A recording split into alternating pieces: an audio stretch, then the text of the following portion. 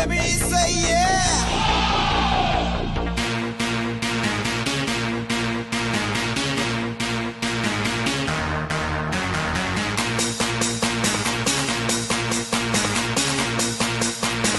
Let me say yeah.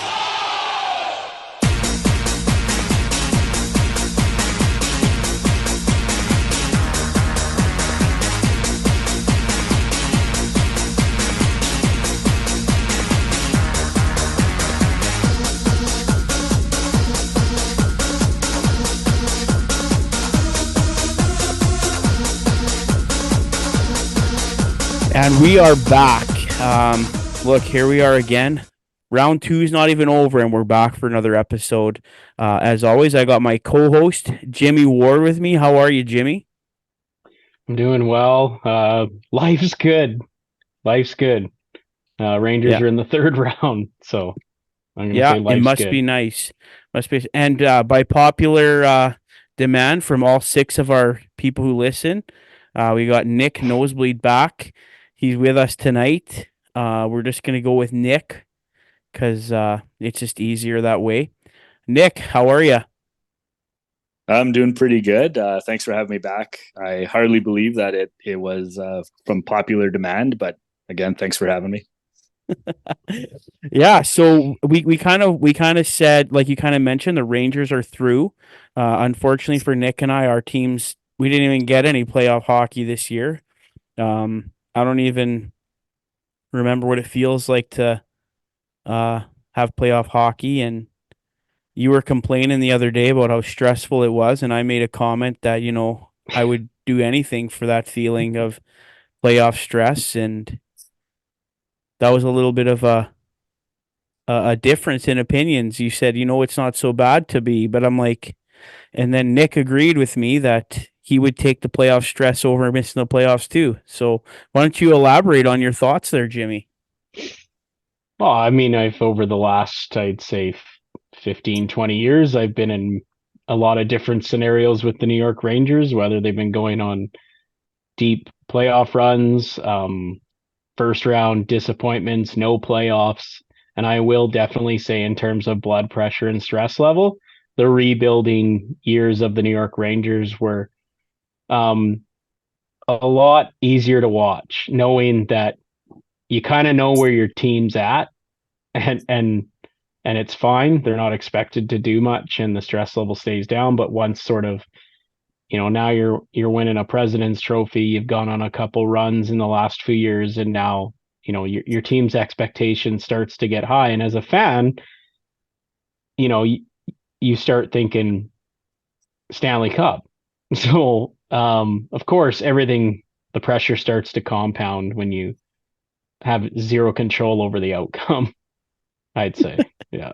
So it's a I, I, little I, I different. hear what you're saying. I hear what you're saying. Mhm. And yeah, I, yeah, I know what you mean. And in the difference between like me as a Flames fan and you as a Rangers fan is, you actually got some high picks, and Calgary's just going to be forever mid, where they pick like 10 to 20 whenever they miss the playoffs. You know what I mean? So, what's the highest pick the Flyers ever had, Nick?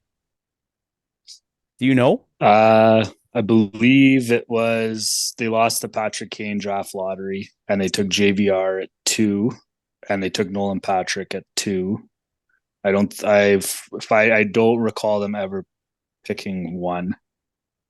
Yeah, I think the highest the Flames have ever picked was Sam Bennett at 4. So, it must be nice to get some first picks there, Jimmy, and build your team properly. And but I anyways, mean, it let's would just a lot nicer if it would have been 2015, 2016, but well, yeah, we could be yeah, Buffalo Sabres fans, right? yeah. I mean, would have been To nice. miss out on Connor McDavid, yeah, that wouldn't be fun. But anyways, let's talk about the stress, and let's get into our recap of round two. I know we do have a game seven to come tomorrow, with Vancouver and Edmonton. But other than that, everything else is wrapped up. And maybe why don't you fill us in on why maybe that series between the Rangers and the Hurricanes got so stressful for you. Well, it was really interesting. I had taken the Canes obviously in 6 games. I'd talked about why in sort of our previous episode, and the series went a little different than I had definitely anticipated. Um, the first 3 games were very tight. I believe 2 of them went to overtime. In game 1, I felt like Anderson was a little leaky, and the Rangers were able to, capitalize on their chances. So they go up 1-0. Game 2, obviously, Vincent Trocheck double overtime. At this point, the Canes special teams, which have been phenomenal all year, sort of failed them in those first 2 games. And then same thing, they go out to Carolina for game 3 and still no power play goals for the Canes, and Shesterkin brilliant. And the special teams was not something I expected. And again, inside of a 1-goal game, just an amazing tip by Panarin, and all of a sudden we're up 3-0. And I looked at those. I was just very fortunate to be up 3-0, and I knew it's like, okay, guys, let's just close it out. Let's get the rest, do what we can. And then, 3 minutes away in game 4, Brady Shea finally breaks through on the power play. Canes go up 4-3. They end up holding on to win the game. And it just seemed to snowball from there. Game 5, going back to the Garden, I expected a little bit of a pushback. It truly ended up being probably the worst game the Rangers played all series or all playoffs, period. Despite Jacob Trouba opening up the scoring on a shorthanded goal, I thought, gosh, like that's got to be a dagger, considering Trouba's struggles throughout that series. And now you're going back to 6 in Carolina, which is a very difficult place to play. The Rangers hadn't looked good probably from the midway point of game 4. Well, yeah, midway point of game 4 through game 5. So now, and you're starting to think back, 2-0 series lead against Tampa in 22, the 2-0 series blown lead against the Devils, and the fan in you starts to really be like, this can't be happening. And then Carolina comes out in game 6 and is just all over the Rangers until about the 7-minute mark of the third period. And then all of a sudden Chris Kreider becomes, Michael Jordan and scores a natural hat trick. He says, "Give me the ball," right? Yeah, and the thing about Kreider is he had been very quiet during those 2 losses in which they suffered. So I certainly was not expecting that. I can't imagine if Carolina had hung on to that lead going back 48 hours, you're going to have to play a game 7 and a lot of questions on that team. It was just, and then the fact that Igor had to make an incredible save with about 56 seconds left in that game, and then the empty netter, and they won. And there was just I don't even think I was happy. Like, I was relieved. Yeah, we all saw the video your wife posted of the end of it was that just game. relief. And it was relief on your face, 100%. But I was just gonna say, as an outsider, like looking in, like a neutral person watching this series, I could see how you were nervous and how you were thinking, wow, like this is getting a little bit too close for comfort. But honestly, like I never really doubted the Rangers. So I was just gonna ask Nick, as an outsider watching this series, were you ever worried about the Rangers? No, and for one reason, and this is why I believe I picked them in 6. So, Yeah, we both did. Yeah. For me, and I think I said this the last time I was on, goaltending carries you in the playoffs, and Igor was a better goaltender than Anderson, and I really felt that he was going to carry them through, and I thought he did. He was, for me, the best player for the Rangers, and their guys stepped up when they needed to. Like Kreider was unbelievable in that third period the other night. And full credit to the Rangers. It was a fun series to watch. Both those teams are really fun. So, from an outside fan perspective, I would have loved it. And you're absolutely right. Igor was definitely the difference. And obviously, the Rangers obliterate him in the special teams department. Um, for Carolina, they're analytical darlings, but I think a lot of it is predicated on analytics really favors puck possession. And, that's something they do really well, and they take a lot of shots towards the net. They play much differently than the Rangers. And, the Hurricanes play playoff hockey all season long. Yeah. So they're really accustomed to it. And I think those first three games could have gone either way. And, Right. at the end of the day though, but you can say the good teams or the great teams find a way to win. And the Rangers found a way to close out a game. And which game went to overtime? Was that game 1 or 2? 2 and 3 went to overtime. Which was like the longer overtime game though? The double overtime. The Canes had 2 power plays in that overtime in the overtime, which they couldn't capitalize on, and then the Rangers got one. Well, and I watched that one, and I was gonna say if you don't have Igor and net, I really think the Rangers lose that game. 100%. He made about 3 10-bell saves in that overtime. Where that game should have been over. And like you've been saying that since we started this podcast that playoffs just depends on goaltending. Really does. And we will get to the Oilers series, and both teams are a disaster in net right now in that series. So maybe something for some of these up and coming teams to look at as a model are the New York Rangers. And I know Nick, you just said the same thing about Igor was the difference in this series, and 100% he was, and I think he was the difference this season too for the New York Rangers. Yep, 100%. So, yeah. Anything else on this series? Let's just move on to the other Eastern. Oh, go ahead, Nick. I was just gonna say my favorite moment of the series was the Flyers fan that was wearing the jersey in Carolina in Game 6. That was you, wasn't it? What was that guy doing? Yeah, what were you doing, Nick? Yeah, I was watching the game and I was like, "What is happening?" There's always all one. the teams. A single tier, hey? Just yeah. Playoff hockey, hey? Oh man. Yeah. Florida, Boston. Let's go there. So a little bit of a rougher series, and I don't know. I just personally don't think Boston had the horses to keep up with Florida. Let's go to Nick on this one first. Were you surprised with how that one ended? I was not. I think what surprised me the most was that the first 3 games were all blowouts. Like Boston won 5-1 and then Florida won 6-1 and 6-2.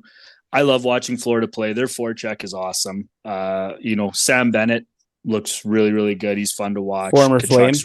Yeah, exactly. Former Flame. Barkov, obviously he won the Selke. He's just playing really, really good hockey right now. Sam Reinhart continues to play good hockey. I think the next round for Florida and the Rangers is going to be really good. I really like this series. I thought the better team won for sure. And Florida's forecheck's just fun to watch. It was the same last year as well. It propelled them to the Stanley Cup final last year, and they've really picked up right where they left off for me. Jimmy? Yeah, I think a lot of people look at this and say it was a hard-fought series at 6 games, but I think Swayman was directly responsible for this going 6. And even going back to the blowout win that Boston had won, Bobrovsky sort of fell apart halfway through that game, because if you watched the early part of that game, Florida was all over him. If you look at some of the numbers at the end of the series, Florida dominated in most categories. And I just think the one thing that was really interesting is it's almost like they went in and were okay with exchanging scoring chances with the Bruins, at least from what I saw in Game 6. And at the end of the day, I just think Boston was too weak down the middle. I think Pasternak was on an island by himself at times. I think Boston had some decent pieces, but like you said, Florida was just better, plain and Yeah, and simple. we and you know, I was having a conversation this morning with a guy about how awesome it is, like that these playoffs, like this year, like the cream of the crop is truly rising to the top this year. Like there's no surprises yet, in my opinion. Like, you know, you didn't get like a LA Kings upsetting the Oilers and moving on, and then somehow getting into the Stanley Cup Finals. Um, I truly believe like the best teams are there right now. And you know, Boston might have been there last year, but like you said, they just lost so much center depth after last season. Like I said earlier, I just don't think they had the horses to keep up with Florida. And you've got those like heavy players like Sam Bennett, Kachuk, um, that are just coming at you and forechecking you, and uh they don't make it easy. They don't make it easy to play against them. And you know, that's another along with goaltending, that's another thing you need in the playoffs is, you know, hard hitting, heavy players that are gonna actually like hurt you and, you know, make you not want to go into the corners, make you not want to go into the tough areas. And at the end of the day, like you said, like bang you up so that you're not as effective as a player going the other way. So yeah, so Florida takes care of Boston, and now we have we have Florida against the New York Rangers. I asked you before this series was over, who did you want the Rangers to play? And you said, did you give I me an said, answer? I said it doesn't matter really. Yeah, it doesn't really matter. So what do Based the on how Rangers need to Swain do? in order to have success in that series. Yeah. Well, the first thing that absolutely needs to happen is they need all 20 going. In the Carolina series, they had a few players sort of disappear for parts of that series. That absolutely can't happen. I think Fox needs some time to heal, so I think the rest is going to be good. I truly think he's nursing some sort of lower body injury from the hit from Jensen in the first round. He's not quite moving like he usually does, so he's going to have to be at his absolute best. Panarin will have to be at his absolute best. Igor is going to have to be at his absolute best because this Panthers team beat Boston, who Swayman had like out of these world numbers, and they won in 6 games. And that really could have been 4 if it wasn't for a few lapses.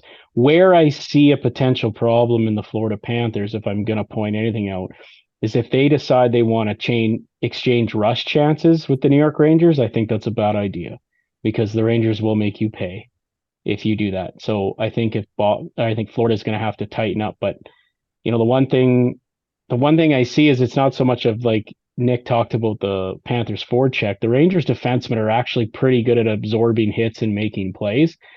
What the key is going to be is having that forward get that puck out along the wall because the other 2 forwards are coming across that far side. And then essentially they just take off. And the issue is going to be if they don't get that out on the wall, you're going to have 3 players caught on the one side. And I think that could open up the middle of the ice for the Panthers. So I think that's where at 5-on-5, the Rangers are going to have to do a good job of defense. Are going to have to either elude or take hits and make a smart play. And that winger is going to have to really bear down and get it out. Because that was an area at times where they struggled against Carolina. And obviously special teams will need to be at its absolute peak. So there's a lot of ifs on the Ranger side. And I'll ask Nick the opposite question. What do the Florida Panthers need to do to be successful in these conference finals? I think Bobrovsky obviously has to play well. The Rangers have a lot of skill, and like Jimmy said, they're very good on the rush. I think that Florida needs to play. If they're going to win this series, they need to play their game. It got them to the Stanley Cup final last year. There's no reason why, if they play their game, it can't get them to the Stanley Cup final again this year. But if they start to pull away from their game a little bit, I think it'll hurt them, but I don't foresee that happening. I think the way that they play is just the way that they play. They have swagger, they're heavy, they're hard. I think they're just going to continue to play that way, and they make life miserable on opponents. And I think it's going to be a fun series to watch for sure. All right, it's prediction time in the East. I will go first. I have the Rangers in 7. Let's save Jimmy for last. Nick, who do you got? I have the Florida Panthers in 6. It's all yours, Jimmy. I also have the Florida Panthers in 6. All right, time will tell. I just think at the end of the day, I think they're better. That's all there is to it. Going for the They're a reverse better team. jinx. No, I've been honest about my assessments. If I'm looking at it completely unbiased, do I want the Rangers to win? Yes, desperately. But realistically, I got to give a lot of respect to Florida. Hopefully they can just go Top up to 3-0 again, hey? Yeah, yeah, sure. If they're up 3-0, I'll take it. Okay. So, Okay. All right. but hockey's So we're weird, just man. gonna We'll see what happens. we will see what happens. Okay, so there's your Eastern Conference little recap, and here we go. Buckle up. It's going to be a good series. Like I said, I think the best 2 teams are there. These are the 2 teams that deserve to be there. So we're going to take a quick little break, and then we'll be back to jump into the West and a couple other things after this. Mhm. All right, we're back up here in the cheap seats. So yeah, that's the East is set, and let's move over to the West. Again, no surprises. Let's go to Dallas and Colorado. The Dallas Stars take out Colorado in 6 games. No surprises here at the cheap seats. Jimmy, you had Dallas taking that series. What did you take away from that one? Well, I thought it was an extremely close series at 5-on-5. If you look at if you look at some of the numbers from an analytical perspective, I would say a lot of it was 50-50 and then occasionally, like 52-48 Dallas in a lot of areas. I think the impressive thing about the Dallas Stars was the fact that they only allowed it was something like 13 shots on goal on the kill on a power play, a Colorado power play that is quite lethal. I mean, the Avalanche did score 5 goals still, but I mean, to only limit them to 13 power play shots through 6 games is scary. And at the end of the day, I thought the biggest difference was Ottinger over Georgiev. He was hovered around a 9-10 in that series and at times looked really, really good. And I thought Georgiev played well in parts of the series, but at the end of the day, it's hard to beat a team like Dallas when you have an 870. And the Stars won the special teams area. So again, goaltending special teams. It seems to be sort of a theme going on in the playoffs. And yeah, I thought it'd be tight, and it was. And ultimately, Dallas took it in 6. Even more impressive given the fact that they had some, key players in and out of the lineup as well. So they'll get some rest and recovery, and I expect them to be a very, very difficult opponent in the conference final. Yeah, Nick, I was gonna ask you how huge of a loss was it for Colorado? And yeah, like our thoughts are with the Chuskin and how he had to re-enter the players assistance program. He had 9 goals in these playoffs. He was rolling. Nick, how big of a loss was that for Colorado? Huge, honestly. I mean, in the 2 games that Colorado won, they scored 9 goals. And in the 4 games that they lost, they scored 6. They needed some goals. They had 3 games where they scored 1 goal. And when you're losing that much, that scoring ability, it's going to have a huge impact on your team. So they really obviously miss Nichushkin, and hopefully he's able to get himself okay, and at some point be able to come back. The one stat that really stood out to me, aside from Nichushkin in this series, was Colorado won 31 games at home in the regular season, and they won 0 in this series. That was a surprise to me. And in all 3 of those games, they only scored once. That's huge. You got to be able to score at home, especially that building. We all remember them singing all the small things, and they're getting all pumped up. For being as good at home as they were, to not show up in this series was a surprise for me.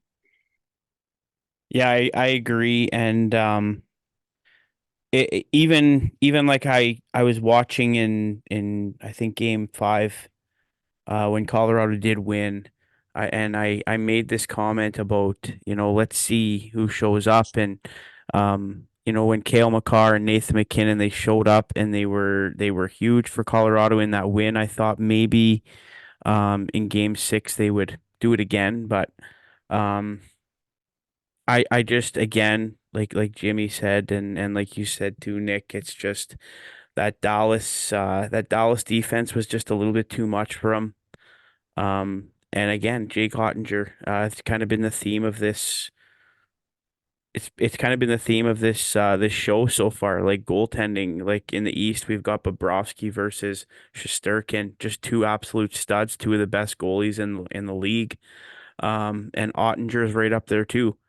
And we're gonna go to Vancouver, Edmonton next, where they have Demko, who is unfortunately out right now.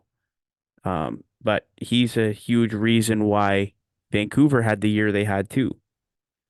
Um, I know, Jimmy, you're very familiar with Georgiev, however you say his name. Um, Georgiev, yeah. Georgiev, yeah, there you go. He was my fantasy goalie all year. You think I'd know how to say his name, but yeah, like what Ouch. what didn't work for him in New York that sent him to Colorado? Well, I don't think it's a lot. I don't think a lot of it is what didn't work out. It's the fact that he wanted to be a starter, and there was maybe a little bit of crowding in the crease with him and Shesterkin, and at one point Henrik Lundqvist, who obviously was on the tail end of his career, and then they kind of went with Shesterkin Georgiev for a while, and Georgiev had requested a trade, and Drury honored that in the off season. After I think the Avs won the Stanley Cup, I think is when he went over there. So I think that was part of it. In terms of why the Rangers obviously chose Shesterkin over Georgiev, is one, Shesterkin's definitely a better goalie, but there were always concerns when I watched him in at times his ability to track pucks, and also sort of rebound control was a bit of an issue as well. And I think those are still some of the issues that plague him a bit. He's not always consistent, and I think that's a frustration probably with a lot of Avs fans, because there are nights where he can look really good, and then there are other nights where you're like, okay, what's going on? And that usually, I would say, is most goalies who are not in the top 10. So those are sort of my thoughts. But with that Avalanche team, and obviously the Nichushkin loss, like Nick had said, it was massive. I think they felt like Georgiev was a good enough option given their cap situation as well. So be interesting to see what they do moving forward, but I don't expect much of a change between the pipes And who or did they win the anything like cup with a that. couple years ago? Kemper? Darcy Kemper. Yeah. Who's a Yeah, better goalie there? who I believe had some sort of vision. Hard to say, because I'll step in on that one, but Kempler had some sort of, I think it was like a vision issue. in Colorado Right, when and they won then the like cup, and he was not very good and actually going down the stretch. Francois came in or whatever his And name. then he goes to Pavel Francouz, or I believe his name is. Yeah, he came in for a bit, but and then Kempler went on to Washington, but I think he's been in and out with injury, so I don't think he's had there hasn't been a lot of sort of stability in there. And then so it's really hard to say where Kempler's at. I think when Kempler's healthy, he's definitely better. That's just my sort of thought. Yeah, kind of a little bit of a rabbit trail there, but Nick, I was gonna ask you, for the Dallas Stars, how huge of a payoff is that trade with Calgary been on that blue line with Chris Well, it's been Tanev coming in? huge. Chris Tanev is. I mean, he's awesome. If I'm Dallas, I'm trying to figure out a way to keep him. I don't know what their cap situation will be like for next year, but he's been awesome for them. He's a warrior. Like, got dental surgery, I think, at one point during the series. Barely missed any time. He's just been huge. And whoever Dallas ends up playing in the Western Conference Final, that top four D on Dallas is going to be they're going to be relied upon a lot. And Chris Tanev is going to be all over some skilled guys on either Vancouver or Edmonton, whoever they play. And I think it's going to be fun to watch. And I think he looks like he's enjoying hockey. Not that he didn't enjoy hockey when he was in Calgary, but I think he looks like he's having fun. He's got the smile where he's missing like 18 teeth. And he just looks like a guy who's having fun, and I think he's just been huge for them. Huge. Yeah, I was gonna say, I wonder He's a playoff defender. Which of his two teeth he had surgery on. Just to finish up on that, series, Jimmy. I just want you to say a couple of words about Alexander Petrovic getting in the lineup. He hasn't played in the playoffs since I think they said like 2015. And I don't know what's your relationship with Petro? Well, I mean, I don't know him super well. Obviously, yeah, you and I have met his brother, but I had to take a double take to make sure that was correct that he was playing, because I wasn't quite sure who Dallas had called up in terms of the Black Aces, and normally you don't see a lot of those guys are going to get into a game. I thought it was a pretty ballsy move by DeBoer to put a guy in. Not only have you not really had a lot of games at the NHL over the past few seasons, but to go right into game 6 against one of the best teams in the Western Conference in an elimination game. And then I thought he played great. He was just super safe and responsible and just made quick, smart plays, didn't do too much. And I think that's probably what DeBoer was looking for. I think at times there's been a little bit of frustration with Niels Lundqvist, who is a different kind of defenseman. He's a smaller, sort of puck-moving defenseman who at times struggles with gap control and also makes a few high-risk plays that probably DeBoer wanted to eliminate. So he went with a much bigger, safer option. And I thought it was pretty risky given the fact that he hadn't played, like you said, in a playoff game since 2015. But he seemed to fit in just fine, didn't look overwhelmed, and did his job, and they got it done. So good for Alex, and good for the good on Pete DeBoer for taking the risk. Yeah, I thought he was really effective. Like you said, he just played simple, safe game. He didn't try and do too much. And he's been a pro for a long time.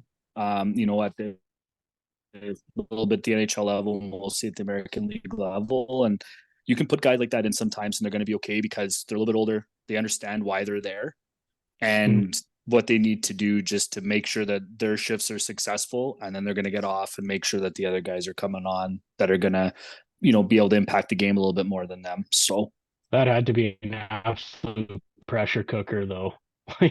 I would think so. To come in like that but man, he looked calm and just like, I'm not doing anything more than just pass to the open guy and get that puck out. Let the forwards do their thing. And his positioning was good. He didn't get, from what I saw, I didn't see him get beat on a play or looked overwhelmed in the game. So good on him. Great I thought it was played the perfect game for what they needed Yep.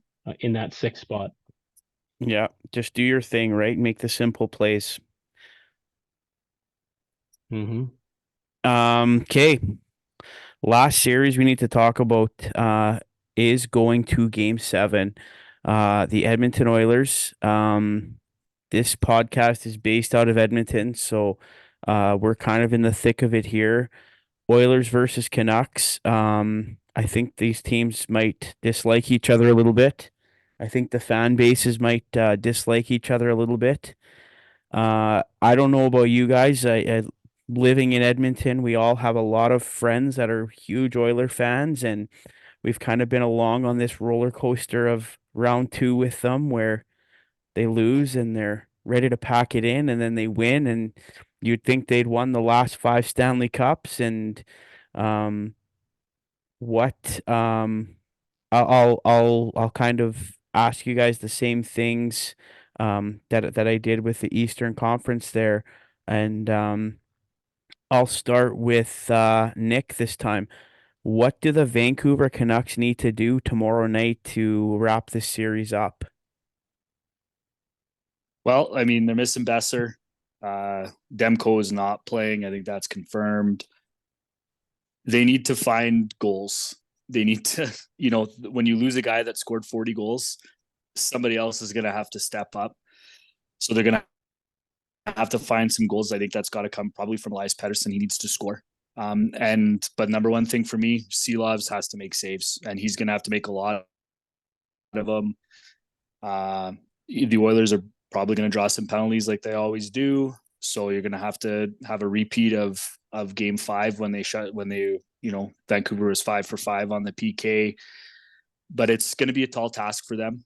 I think I saw something today about who has more pressure, Edmonton or Vancouver. And honestly, I don't think Vancouver's had any pressure on them at any point in this series, only because nobody had gave them a snowball's chance in hell that they were going to win this series. Nobody thought that they would get past 6 games, and here we are at 7. So I think they can go out and play, a little bit loose, and I don't think there's much pressure on them, but they need to find goals, and they need to make sure that they keep the puck out of their net. Really simple. And losing a 40-goal guy is tough. And you get the opposite question. What do the Oilers need to do to wrap this up tomorrow? And one thing that I'll say is I don't believe they've scored a power play goal in the last 2 games. Well, I think Nick's right. There's absolutely zero pressure on the Vancouver Canucks, and I think all the pressure's on the Oilers, especially given the tough news that Brock Besser is going to be out of the lineup, a guy who they deeply depended on, and no Thatcher Demko. And it's one of those things where you look at the Canucks and you wonder, like, is that the backbreaker? Finally, this team's had to go through a ton. So my message, if I was sort of coaching, or would be to, forget the pressure, forget the noise, and just focus on one thing: make this team defend all night long.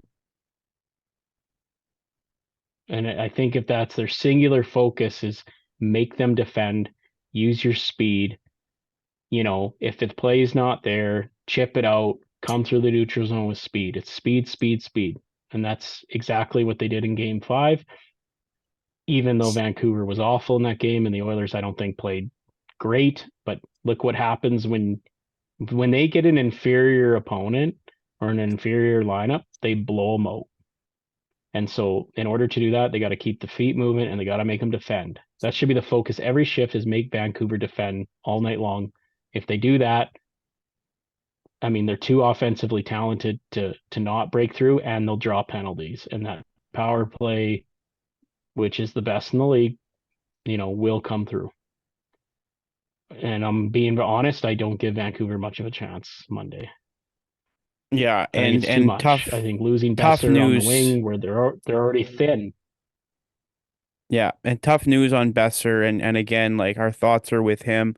The reports coming out are he's dealing with blood clot issues, and you think about a guy who, just game 7, and you'd think, like, who would be a guy to step up into game 7? Probably a guy like Brock Besser. And it's like Nick said, like, where is Elias Pettersson? Like, where is he? What's the problem? And I think it was game 5. You made a comment that you loved Vancouver's lineup. What did you like what Rick Tocchet did with Vancouver in that game 5 lineup, Jimmy?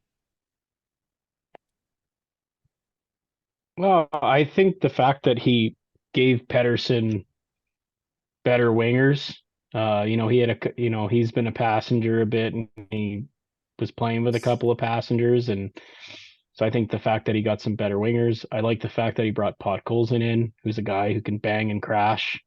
And I think that's been sort of the theme for the Canucks is, we might not be able to outskill you, but we're going to try and make life extremely difficult. And I felt like by injecting a few of those guys into the series and taking a few guys out, I felt that got back to sort of the identity Tocchet wanted to play with. And I think that's going to have to be the absolute theme again. They don't have the talent to keep up front. They're too thin they were thin on the wing with Brock Besser in the lineup. They're almost depleted at this point of talent. So they're going to have to chip pucks behind and pressure up ice as much as they can, because that Oilers bottom 4 is where there might be a window of Their only chance, right? we have to make life difficult on them. Yeah, because Bouchard, Ekholm are going to do their thing. They're elite. At bottom 4 in the Oilers, if you can make them play below average, you got a shot. And we don't know about Skinner. Skinner came in, he got the win, but I mean, he faced 15 shots. That's a first period for Shesterkin. So I mean, I don't know what to think of Skinner. He didn't. His start didn't tell me anything about where he's at. Right. And I was gonna go to Nick with that, to ask him about what did you feel about the decision to go back with Skinner? Why do you think Knobloch would go back with Skinner? After, people like Oiler fans said, like, Picard was doing good. He had a great game, great game 5, even though they lost. How did you feel about them going back with Skinner? I wasn't surprised. I think, coaches will always go back to the guy that they're most comfortable with. And I believe that Knobloch is most comfortable with Stuart Skinner in the net. He's been their starter all year. He's been, as soon as Knobloch took over, Skinner's numbers have been really good. And I think that he obviously, Knobloch seems to be a guy that believes in some players. And I think that he really does believe in Skinner. So I wasn't surprised. Was it a decision that if I was in his shoes, that I would have made? I don't know. Honestly, I think they thought long and hard about it, but what they were going to do. But yeah, I think at the end of the day, Knobloch just went with the guy that he's most comfortable with. And I mean, if going forward, if Edmonton wins tomorrow night and they go on, they were probably going to have to go back to Skinner at some point anyway, because Pickard, did he play 2 games in a row at any point this year? Like, that was the first time, I think, was it not? And now you're going to put him in for 3 or 4 or whatever and keep him going. I don't know if that would be the recipe to, continue on in the playoffs for me. Yeah, and my thoughts on that are, you looked like one short year ago when was it Jack Campbell and Stuart Skinner, and they started Campbell and they went with Campbell and they lost to the eventual Stanley Cup champion Vegas Golden Knights. And you get the complaints, well, why didn't they go back to Skinner? They would have won. Or if they would have went with Skinner, they would have been, you should have stuck with Campbell. So Bob Stauffer said this. I don't usually agree with Bob Stauffer, but I think he's right in this instance. You got to win and you got to lose with your starting goalie. Yep. Stuart Skinner is the starter. If we lose with Skinner, we lost with our best option, right? You also have to think about relationship moving forward, because say what you want about Calvin Pickard, but he's 32 years old. He's not a big part of the future equation, whereas you've got Skinner under contract for the next couple of years. Now, the issue is, let's say Pickard went in game 6 and the Oilers won. Like, at what point do you go back to Skinner for 7 after sitting for 3? And to be honest, Yeah. Pickard's he's an AHL goaltender for the sole reason that it's not that he's bad. It's that there's a workload and a consistency that makes the difference between an NHL starter and an AHL starter. And I just think if you wait too long to go back to Skinner, not only does that, if Skinner ends up say losing 7, really start to, you know, questions within the organization. But I think it was a good move to go back to him with 6 and say, okay, fine, I've taken you out for a couple of games. Now it's on you to show what you got. Problem for me is he faced 15 shots, so I have no idea. I Yeah, think you're Jack absolutely Campbell right. could have played that. I think Jack Campbell could have played that game and they would have won. Yeah. So, yeah, I don't know. Nick, what do you think? I agree. I mean, you know what? Let's be honest. Calvin Pickard didn't even start the season in the NHL. You know, he didn't. He wasn't up here until later on. About a month into the season when they sent Jack Campbell down. So they had no intentions of playing Calvin Pickard at all in the NHL this year, barring an injury. So I'm with you. Going to him was probably the right call because you can't. I mean, Vancouver's a unique situation because of injuries. Edmonton's just different because they had poor goaltending play early on, right? And but again, they had no intention of playing Pickard in the NHL at all this year, and things didn't work out with Jack Campbell this season, and Pickard's up. But yeah, Skinner's their guy, really. 100%. Yeah, and even looking at that game last night, I can't say that, like, I'm having trouble with goalie names tonight. Sheloffs. She Is that loves, the one? Yeah. like he definitely didn't look great last night, in my opinion. Well, he's an AHL goaltender. Exactly, right? So Like it's that and consistency. yeah, yeah. Not to interrupt, but you're asking a lot. You're Yeah, asking a lot of him. And I'm just starting to wonder if no Demko, no Besser, like now the workload. Now she lost, like, how many games has he played now in the playoffs off the top of your head? Like, probably he's getting He's close to played. that 10. 10. Yeah, Yeah, I think around there. Yeah. Yeah. He When you came start to in. get, Sorry, go ahead. Demko got hurt if after you're, what, game 1 or 2? yeah. So Then Casey DeSmith did DeSmith, one game and he did the rest. yeah. So when you're starting to approach that number now where it becomes NHL starter consistency area, right? Yeah, And at the AHL level, his numbers weren't lights out. So you might start to see what he actually is, and that's maybe a bit of fatigue too. an AHL starter. Yeah. Fatigue maybe.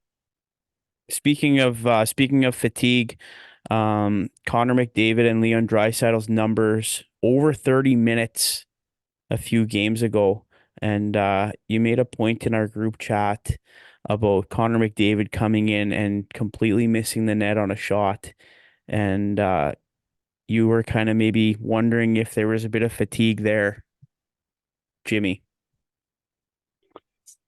Yeah, I mean, I saw it I started to see it was at game 5 where the Canucks really had a good one at home.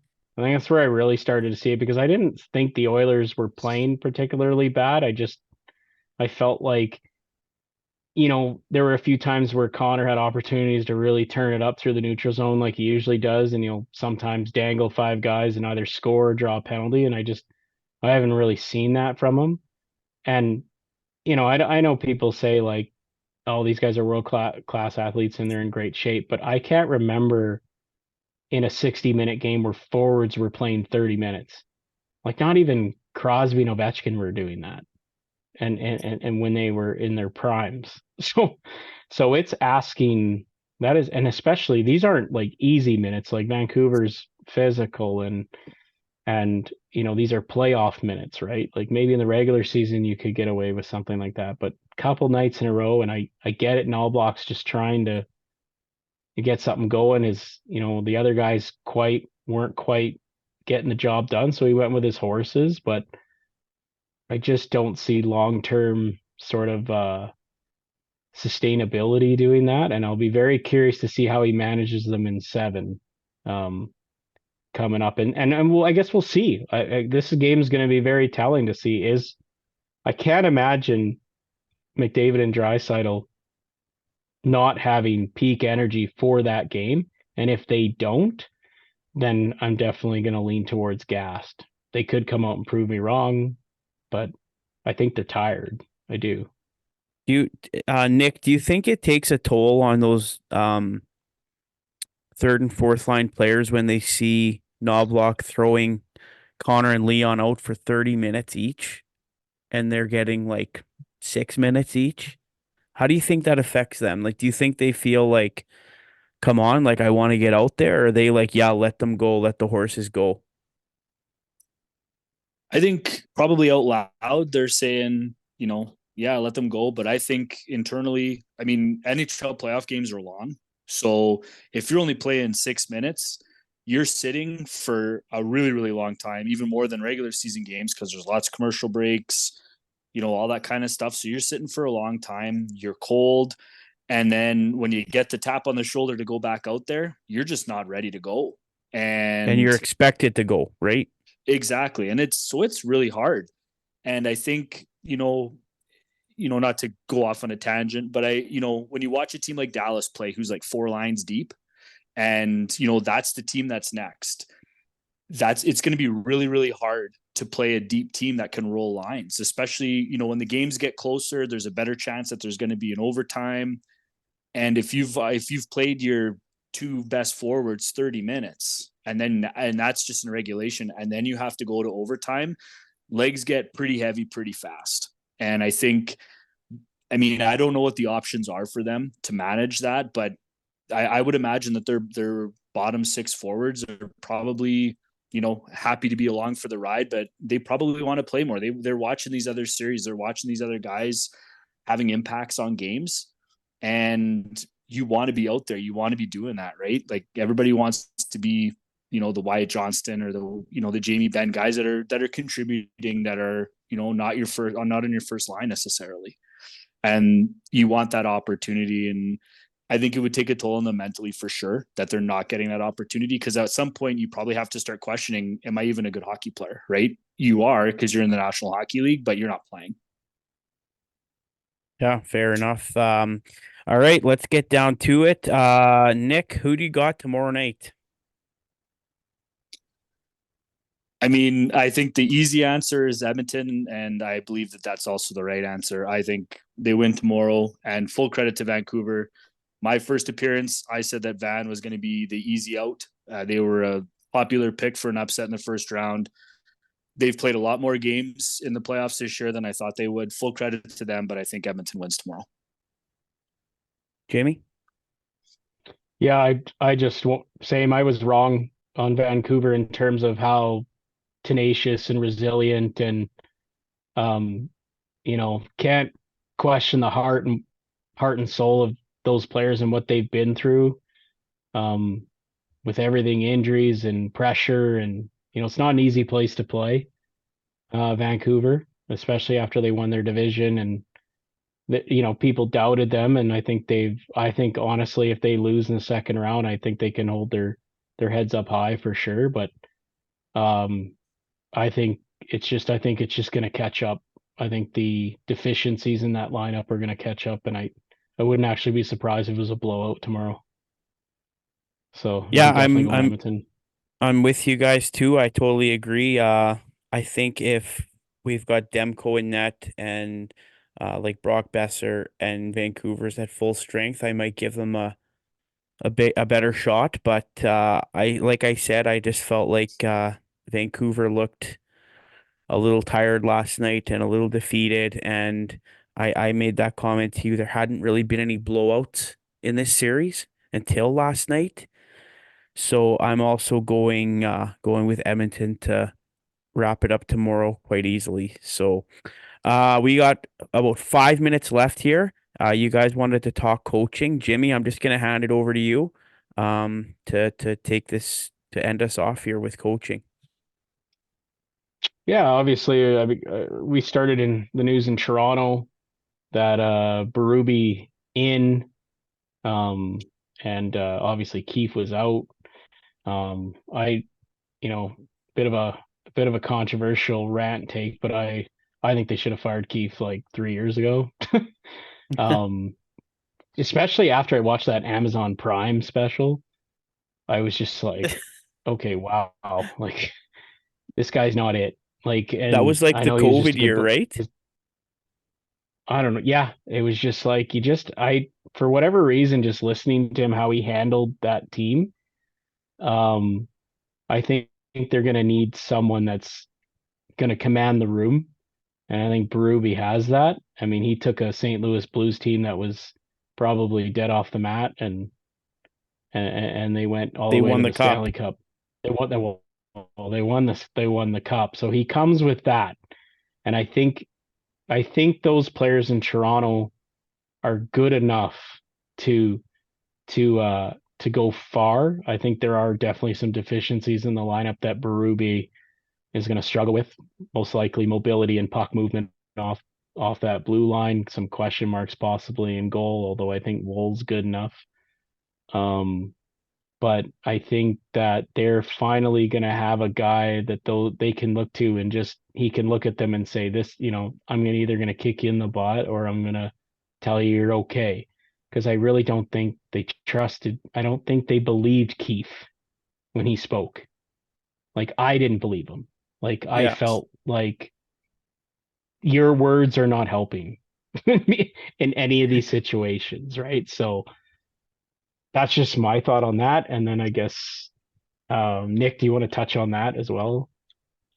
I think you know what Berube coached the Flyers briefly.